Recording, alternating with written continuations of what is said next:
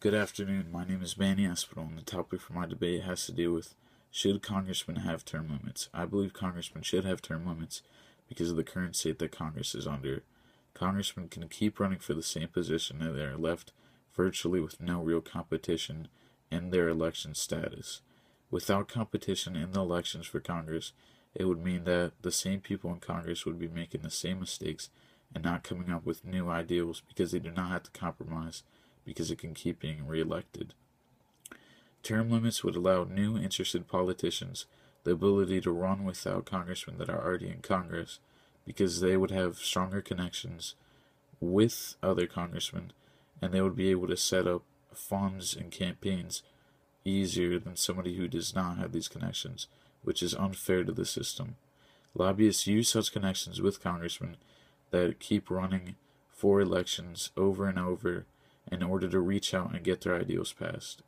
A quote said by Dan Greenberg says, "The rapid turnover created by term limits would make these connections less useful and confine lobbyists' influence to the strength of the arguments they make on the merits of the issues." This means that since the old congressmen who have these connections with the lobbyists are no longer able to run, this would mean that lobbyists would have to have good ideals rather than strong connections with congressmen just to get their ideals passed. So the ideals of the lobbyists would have to be right, and it would not be able to pressure new politicians or current ones that are in Congress, which is a really good thing. If there were to be new people in Congress without such connections to these lobbyists, it would be a good thing. It would also deter careerism in Congress, which causes congressmen just wanting to run for the sake of making a career out of it. Careerism is where a person will only want to run for a position in politics in order to have a job out of it and other gains, such as the perks that it is coming with when you are a congressman and you have certain rights that people do not have when they are not in Congress. In order for new ideas and compromise within the system, these term limits need to be imposed. As a quote said by Mick Mulvaney, "It seems that lawmakers can enjoy a certain freedom, the ability to do the right thing, perhaps when they cannot return to office."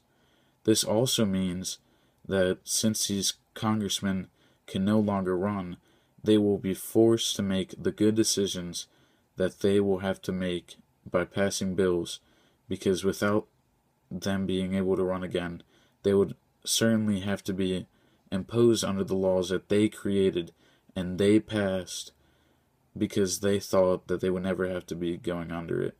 So, per se, a bill that is unfair to regular Americans would have to be imposed on them now because they can no longer be in Congress, which is a really good thing in the long run because they would have to think about what they would be doing. Term limits would also serve as an incentive to congressmen that would want to leave a good mark. In turn, they would be able to make the hardest decisions with the same diligence that they would have if they did not have term limits.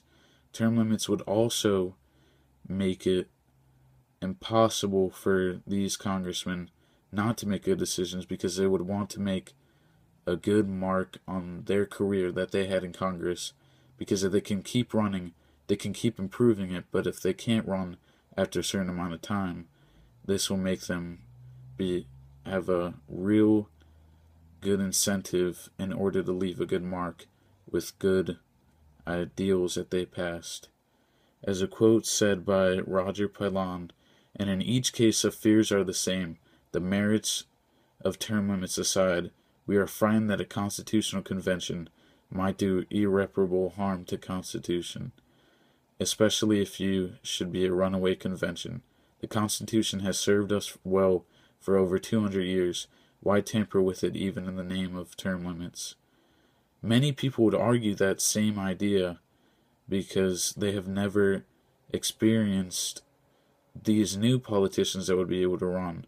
The real problem with that ideal is if new people with new experiences are not introduced, then Congress will stay the same and will have the same ideals and will not be able to compromise as they would be if they had new people who would have better ideas, per se, and they would not be as biased as people that are already in Congress. Thank you for your time, and this marks the end of my discussion. Have a nice day.